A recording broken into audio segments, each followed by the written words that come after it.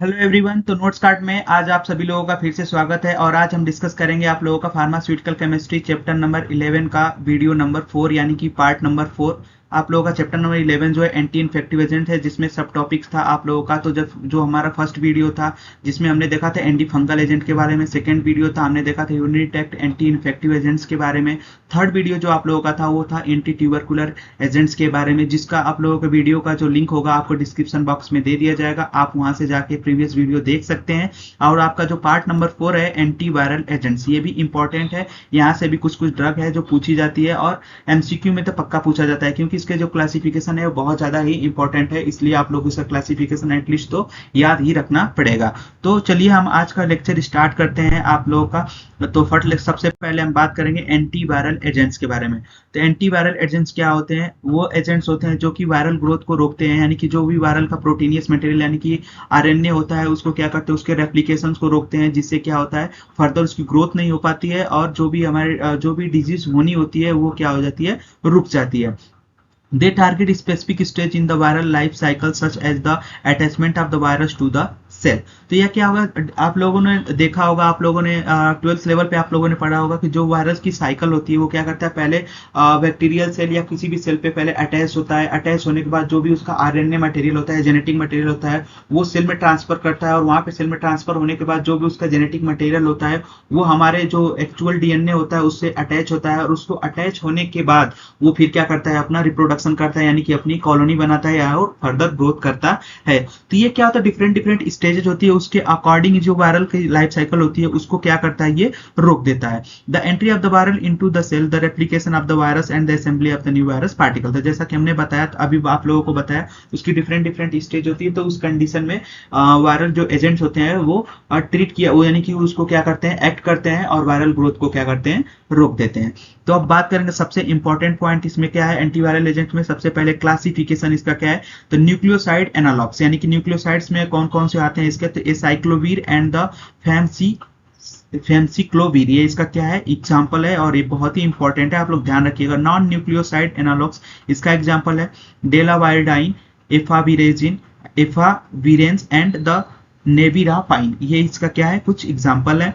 Protease inhibitor इसका example है रेटोनावीर and सिक्वेनावीर and the lopinavir, ये इसका एग्जांपल है। तो आप लोग प्रोटीएज इनहिबिटर और न्यूक्लियोसाइड एनालॉग्स ये आप लोग ध्यान रखेंगे क्योंकि बहुत ही ज्यादा इंपॉर्टेंट है। अगर आप लोगों को देखा जाए सिलेबस में बात किया जाए तो कौन कौन सी ड्रग दे रखा गया एंटीवायरल एजेंट्स में, तो उसके बारे में हम फर्दर डिटेल स्टडी करते हैं। तो सबसे पहले आप लोगों का ड्रग जो मेंशन है वो है एमांटाडीन हाइड्रोक्लोराइड। तो इसका केमिकल नेम क्या है, एडमेंटेन 1 अमाइन हाइड्रोक्लोराइड, इसका क्या है, केमिकल नेम है। यूजेस देखा जाए तो वही एंटी काइनेटिक मेडिसिन होती है। It is used to treat the Parkinson's disease, यानी कि जब भी आपका कंट्रोल नहीं होता है, यानी कि बॉडी पे कंट्रोल नहीं होता है, यानी जैसे पार्किंसंस में क्या होता है कि लोगों का अपने ऊपर कंट्रोल नहीं होता है, तो उस कंडीशन को ट्रीट करने के लिए भी इसका हम यूज करते हैं। और यहाँ पे क्या करता है कि due to the viral infection, many viral infection क्या होता है, वो क्या है, नर्वस सिस्टम क्या हो जाता है, वीक पड़ जाता है, जिसकी वजह से क्या होता है कि जो पर्सन होता है यानी कि जो भी पेशेंट होता है उसको अपने ऊपर कंट्रोल नहीं होता है। तो उस कंडीशन को ट्रीट करने के लिए या जो भी वायरल इन्फेक्शन के थ्रू हुआ हो उसको ट्रीट करने के लिए हम इसका यूज करते हैं। तो यानी कि सिम्टम यानी डाइकाइनेसिस यानी सडन अनकंट्रोल मूवमेंट होने लगती है, उस कंडीशन को ट्रीट करने के लिए एमांटाडाइन हाइड्रोक्लोराइड का यूज करते हैं। मेनली पार्किंसंस में यूज करते हैं, लेकिन यहाँ पे इसने यहाँ पे एंटीवायरल में भी यहाँ पे इसको मेंशन किया गया है। ब्रांड नेम देखा जाए तो साइमेट्रेल इसका क्या है, ब्रांड नेम है। नेक्स्ट हम बात करेंगे आइडोक्सियूरियाडाइन, इसका chemical name 1,2R 4S5R 4 hydroxy 5 hydroxy methyl oxolan 2 yl 5 iodo 1 2 3 4 tetra hydropyrimidine 2,4 dione, इसका क्या है, केमिकल नेम है। बहुत ज्यादा इंपॉर्टेंट नहीं है लेकिन आप लोग इसको ध्यान रखिएगा एग्जांपल के रूप में। और इसका यूज देखा जाए तो एंटीवायरल यूज के रूप में यूज किया जाता है। Many viral eye infection including herpes simplex keratitis, ये क्या होता है, हर्पीज सिम्प्लेक्स वायरस होता है जिसके कारण हर्पीज रोग होता है, यानी कि जो बॉडी पे होते हैं बहुत सारे रैशेस निकल जाते हैं, उस कंडीशन को ट्रीट करने के लिए हम इसका यूज करते हैं। यानी कि an analogue of the deoxyuridine that inhibits viral DNA synthesis, ये मेनली क्या करता है, जो भी डीएनए या जो भी जेनेटिक मटेरियल है वायरल का उसको क्या करता है, उसको सिंथेसिस होने से क्या करता है, उसको रोक देता है। ब्रांड नेम इसका क्या है, डेंड्रिट हर्प्लेक्स एंड इस्टॉक्सिल, ये इसका क्या है, ब्रांड नेम होता है। नेक्स्ट हम बात करेंगे एसाइक्लोविर। इसको आप लोग 5 स्टार कर लीजिएगा क्योंकि ये बहुत बार एग्जाम में पूछा गया, डायरेक्ट क्वेश्चन है और डायरेक्ट बहुत बार पूछा गया है। एमसीक्यू भी पूछा जाता है इसका केमिकल स्ट्रक्चर लेके, तो इसलिए आप लोग इसको ध्यान रखिएगा। ब्रांड नेम तो कई बार पूछा गया है, तो ये भी आप लोग ध्यान रखिएगा। केमिकल नेम ये पूरा इंपॉर्टेंट है, कहने का मतलब है कि ये पूरा इंपॉर्टेंट है। आप लोग उसको 5 मार्क्स एटलीस्ट कुछ मत पढ़ के जाइए, तो एंटीवायरल एजेंट में एसाइक्लोविर पढ़ के जाइए और बाकी सब आप लोग ध्यान रखिएगा as a example. Chemical name 2 amino 19 dihydronine 2 hydroxy ethoxy methyl 3 purine 6 1।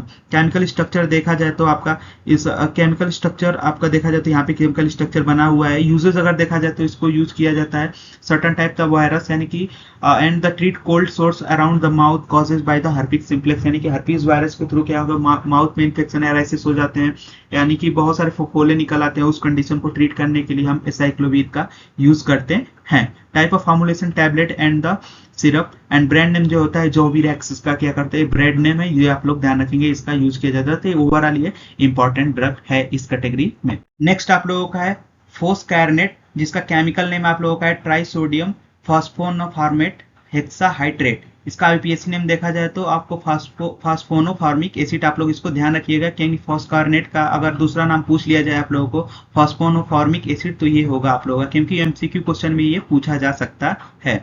यहाँ पे अगर इसका यूजेस देखा जाए तो इसका use medication use to manage and treat the CMV यानी कि साइटोमेगाली वायरस जो होता है उसके कारण जो भी डिजीज होती है उसको कंडीशन को ट्रीट करने के लिए इसका यूज करते हैं। HSV यानी कि हर्पीज सिम्प्लेक्स वायरस जो होता है यानी कि हर्पीज कंडीशन आती है उसको ट्रीट करने के लिए इसका यूज किया जाता है।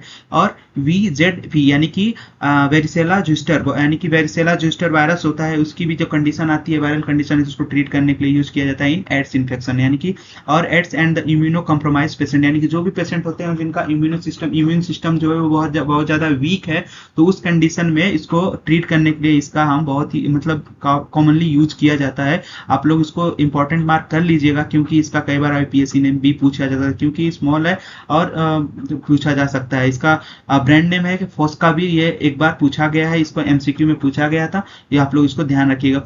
फोस्काविर इसका ब्रांड नेम है और यहाँ पे आईपीएससी नेम इसका है, ये आप लोग ध्यान रखेंगे। नेक्स्ट हम बात करेंगे जीडोब्यूडीन। ये क्या होता है, यानी कि इसका अगर केमिकल नेम देखा तो 1,2R 4S 4 azido 5 hydroxymethyl oxolan 2 5 methyl pyrimidine 2,4 डाइऑन।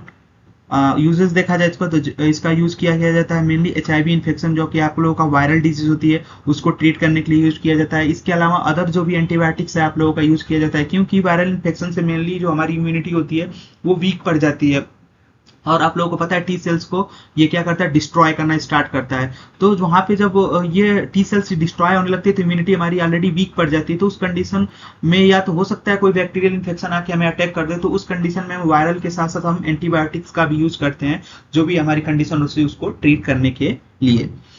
Then उसके बाद से it is given to the HIV positive pregnant women, यानी कि प्रेग्नेंट वोमेन में भी इसको दिया जाता है ट्रीट करने के लिए HIV इन्फेक्शन की, जो फर्दर चाइल्ड के पास HIV इन्फेक्शन ना फैले उसको रोकने के लिए इसको हम यूज करते हैं। इसका ब्रांड नेम क्या है, रेट्रोवीर इसका क्या है ब्रांड नेम है। नेक्स्ट हम बात करें ribavirin 1,2R 3R 4S 5R 3,4 dihydroxy 5 hydromethyl oxolan 2 1,2,4 triazole 3 carboxamide. अगर यूजेस देखा जाए तो many viral haemorrhagic fever that has been spreadly deliberately, यानी कि बहुत सारे ये क्या इन्फेक्शियस एजेंट होते हैं जो यानी कि एक क्या होता है कम्युनिकेबल होता है, यानी कि वन पर्सन से दूसरे पर्सन तक फैलने वाला होता है, तो हेमोरेजिक फीवर होता है, इसको ट्रीट करने के लिए इसका हम यूज करते हैं। Sometimes use to the acute respiratory syndrome जैसे सार्क, यानी कि जो कोविड कंडीशन थी उस कंडीशन में भी इसका हम यूज इजिली कर सकते हैं क्योंकि ये भी क्या होता है एंटीवायरल होता है और आप लोगों को आइडिया है तो कोविड-19 क्या था एक वायरल था, तो उस कंडीशन में भी ब्रीदिंग प्रॉब्लम आती थी लोगों को, निमोनिया और जब भी सीवियर कंडीशन होता डेथ हो जाती थी, तो उस कंडीशन को भी ट्रीट करने के लिए रिबाविरिन का हम यूज कर सकते थे। और इसमें मेनली रिस्पिरेटरी डिसऑर्डर में जो वायरल के कारण होते हैं उसको ट्रीट करने के लिए हम इसका यूज करते हैं। ब्रांड नेम देखा जाए तो इसका ब्रांड नेम है रेबेटोल राइबेस्पेयर रिबापैक कॉपिक्यूस वेराजोल एंड मोडेराइबा, इसका क्या है कुछ ब्रांड नेम है।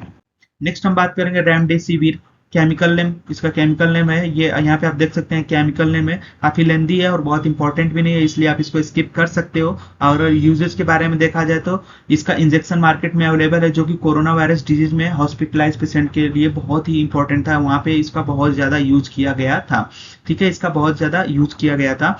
It is also use to treat the mild moderate COVID in the non hospitalize patient, यानी कि अगर कोई नॉन हॉस्पिटलाइज पेशेंट है तो उसमें भी आप इसको यूज कर सकते हो, जो कि सीवियर अटैक, यानी कि अगर नॉन हॉस्पिटलाइज है यानी कि वहां पे कोविड-19 का जो अटैक है हो सकता है, बहुत ज्यादा सीवियर कंडीशन आ सकती है, उस कंडीशन को प्रायर ट्रीटमेंट के लिए आप लोग इसका रेमडेसिविर यानी कि इसका इंजेक्शन मार्केट में अवेलेबल है, उसका यूज किया जा सकता है अगर कोई वायरल इन्फेक्शन है तो। ब्रांड नेम देखा जाए तो रेडाइक्स इसका क्या है, ब्रांड नेम है जो मार्केट में अवेलेबल है।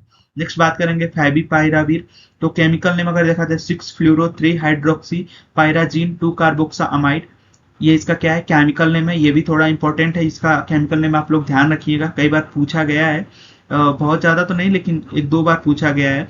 यूजेज अगर देखा जाए तो Favipiravir is the antiviral medication that used to treat mild and moderate cause of the coronavirus COVID-19 infection and other viral infection।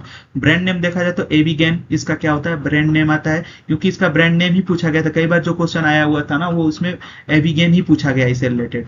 ये तो केमिकल नेम बहुत कम बार पूछा, लेकिन हाँ अगर ये पूछा गया तो हो सकता है कि इसका केमिकल नेम भी पूछा जा सकता है, क्योंकि आप लोगों का diploma in pharmacy exit exam है, तो उसमें अगर क्वेश्चन आप लोगों को पता ही है कि बहुत सारे क्वेश्चन उसमें पूछे जाने हैं, तो उस हिसाब से ये भी क्वेश्चन आ सकता है। तो हमने क्या टाइप ऑफ फॉर्मुलेशन और उसके स्टेबिलिटी एंड स्टोरेज कंडीशन तो बहुत जगह पे लिखा नहीं है बहुत सारे ड्रग का, तो यहाँ पे हम लोग आप लोगों के लिए, आप लोगों के इजी हो जाए, इसको आप लोग इजी याद रख सको, इसके लिए यहाँ पे हमने इसको समराइज कर रखा है। यहाँ से आप लोग स्टेबिलिटी एंड स्टोरेज कंडीशन और टाइप ऑफ फॉर्मुलेशन ध्यान रख सकते हो। तो टैबलेट, किसका टैबलेट फॉर्मुलेशन है, तो एमेटाडीन हाइड्रोक्लोराइड, आइडोक्सियूरिडीन, एसाइक्लोविर, फोरकार्नेट, जीडोब्यूडीन एंड रिबाविरिन, ये इसके क्या है, इसके मार्केट में जो भी अवेलेबल है ये टैबलेट में प्रेजेंट है। टाइप ऑफ फॉर्मुलेशन कौन प्रेजेंट है, इसमें टैबलेट प्रेजेंट है। और इंजेक्शन में 2 आते हैं, कौन कौन से, रेमडेसिविर एंड फेविपिराविर, ये इसके क्या है, इंजेक्शन मार्केट में अवेलेबल है। तो आप लोग इसको ध्यान रखिएगा, टैबलेट एंड इंजेक्शन। इंजेक्शन में बस 2, रेमडेसिविर एंड फेविपिराविर, और उसके अलावा जितने भी आपके ब्रांड नेम आते हैं वो टैबलेट में आते हैं। स्टेबिलिटी एंड स्टोरेज कंडीशन की अगर बात करें तो stable at the room temperature, it should be stored in the cool and dry places and direct sunlight is prohibited, यहाँ पे इसको सनलाइट से प्रोहिबिटेड किया जाता है। उसके अलावा आप लिख सकते हो एनी केमिकल, जो भी केमिकल सब्सटेंस है उसके अगर नियर में कोई केमिकल सब्सटेंस रखा तो उससे भी रिएक्ट कर सकता है। तो ये सारी चीजें आप स्टेबिलिटी एंड स्टोरेज कंडीशन में लिख सकते हैं। अगर मान लो आपको कोई पर्टिकुलर किसी ड्रग का स्टेबिलिटी एंड स्टोरेज कंडीशन पता है, तो अगर आप लोगों को स्पेशल कोई स्टेबिलिटी एंड स्टोरेज कंडीशन पता है या उसका मेंशन किया गया, तो आप तो उसको लिखेंगे ही लिखेंगे। उसके साथ साथ आप ये सारी चीजें लिख सकते हो, आप room stable at the room temperature आप लोग कितना होता है, तो वहां पे भी आप लिख सकते हो 25 to 30 डिग्री तक मेंटेन किया जाता है रूम टेम्परेचर को। फिर उसके बाद से store at the cool and dry places, वहां पे कोई भी केमिकल एजेंट्स नहीं होने चाहिए, कोई भी बायोलॉजिकल एजेंट्स वहां पे नहीं आने चाहिए, नहीं तो वो क्या कर सकता है, उसको खराब कर सकता है। तो ये सारी चीजें आप स्टेबिलिटी एंड स्टोरेज कंडीशन में लिख सकते हो। नेक्स्ट आप लोगों का होगा पार्ट नंबर 5, जिसमें होगा आप लोगों का एंटी मलेरिया रेजिस्टेंट। ये बहुत ही इंपॉर्टेंट है, इस लेक्चर को आप लोग मिस मत कीजिएगा, क्योंकि यहाँ से क्वेश्चन 100% है कि 10 मार्क्स में या 7 मार्क्स में आप लोगों का पक्का पूछा जाता है। Quinine sulphate, chloroquine phosphate, primaquine phosphate, mefloquine, cycloguanil, pyrimethamine, erythromycin, ये इसका क्या है, आप लोगों का केमिकल एजेंट्स, ये केमिकल एजेंट्स है जो आप लोगों का बहुत बार पूछा गया है। और इसकी जो फार्माकोलॉजी आप लोगों को बताई गई है वो भी आप लोग ध्यान रखिएगा, क्योंकि कई बार उसका जो पूरा स्टेज होता है, एंटी मलेरिया का स्टेज पूछ लिया जाता है, तो वो भी आप लोगों को ध्यान रखना पड़ेगा। तो ये आप लोगों का नेक्स्ट पार्ट नंबर 5 जो होगा वो नेक्स्ट वीडियो में हम देखेंगे। अगर आप लोगों को कोई डाउट हो, अगर कोई समस्या हो रही है कि पेपर में या किसी वीडियो में, तो आप लोग कमेंट बॉक्स में कमेंट कीजिए। उसके बाद से आप हमारे व्हाट्सएप ग्रुप या टेलीग्राम ग्रुप में डायरेक्ट मैसेज कीजिए, आप लोगों की जो भी प्रॉब्लम है उसको सॉल्व कर दी जाएगी। आज के लिए इतना ही friends, thank you to all of you.